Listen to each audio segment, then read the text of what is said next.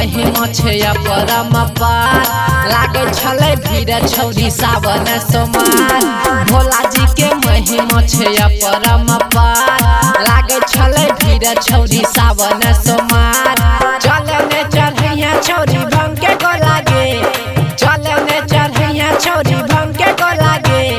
जल चढ़े में सैया मिलतो डीजे वाला गे, जल चढ़े में सैया मिलतो डीजे वाला गे, डीजे वाला गे। जिला मधेपुरा आलम नगर वाला गे, जिला मधेपुरा आलम नगर वाला गे।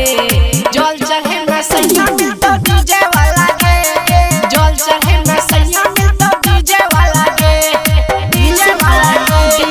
सैया मिलतो बोल बम, सैया मिलतो बोल बम, सैया मिलतो डीजे वाला गे, डीजे वाला गे। राइटर बड़ा जैसे गे उठे न छेकावर नारा लागे न रोही जेते देवघर। राइटर बड़ा जैसे गे उठे न छेकावर नारा लागे न रोही जेते देवघर।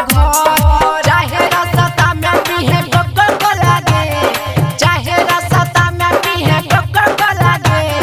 सैया तोरा मिलतो छौरी डीजे वाला गे, जल चढ़े में सैया मिलतो डीजे वाला गे, डीजे वाला गे। जिला मधेपुरा आलम नगर वाला गे, जिला मधेपुरा आलम नगर वाला गे।